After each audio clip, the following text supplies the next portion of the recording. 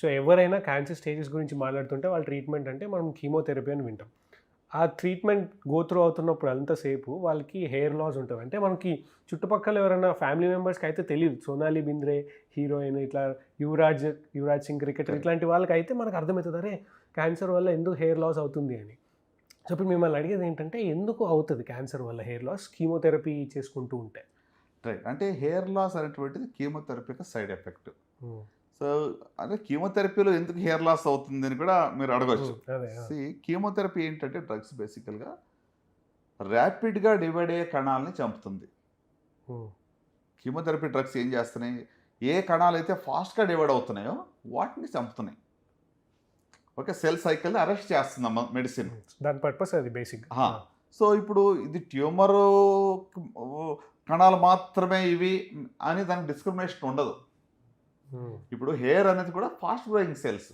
హ్మ్. Buccal mucosa ఉంది. లేకుంటే ఇంటెస్టైన్‌లో ఎపిథీలియం ఒక లేయర్ ఉంటుంది. హ్మ్. మ్యూకోసా అంటాం. అంటే ఒక లేయర్ మనకి ఇంటెస్టైన్ అంతా కూడా కవర్ చేస్తే ఒక తొడుగు అనమాట అది. హ్మ్. హ్మ్. సో, ఆ సెల్స్ ఎవ్రీ 48 అవర్స్ రీప్లేస్ అవుతుంటాయి మనకు నార్మల్‌గా. సో, హ్మ్. ఫాస్ట్‌గా డివైడ్ అయ్యే కణాలవి.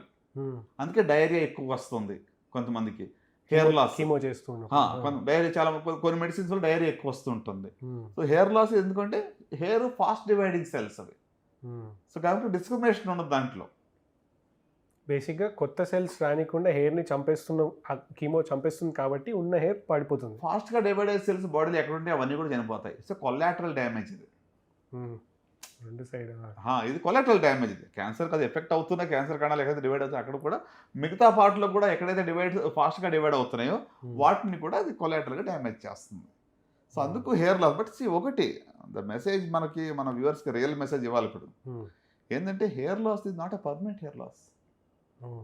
ప్లీజ్ అంటే చాలామంది ఎంతసేపు మన మైండ్‌లో ఏముంటది, ఇంకా జుట్టు ఊడిపోయి ఒక బాల్డ్ హెడ్, బాల్డ్ ఇది మొత్తం అసలు ఐబ్రోస్ లేకుండా ఒక నెగెటివ్ ఒక ఇమేజ్‌ని క్యారీ చేస్తాం. హ్మ్. Once you finish the treatment within 3 months normal hair వచ్చేస్తది. ఎందుకంటే అప్పుడు స్టాప్ చేయట్లేదు. ఆ మెడిసిన్ ఇవ్వట్లేదు కదా! హ్మ్. మెడిసిన్ ఇచ్చినప్పుడు మాత్రం పడుతుంది. మెడిసిన్ స్టాప్ చేసాక నార్మల్ హెయిర్ గ్రో అవుతుంది. So, it's not a permanent damage. హ్మ్. సీ అదే. చాలామంది అది కూడా అపోహ. నాకు జుట్టుకి రాదు, నా పని ఇంతే, ఇట్లా ఉండదు. దానికోసం కూడా భయపడి తీసుకోరు చాలామంది.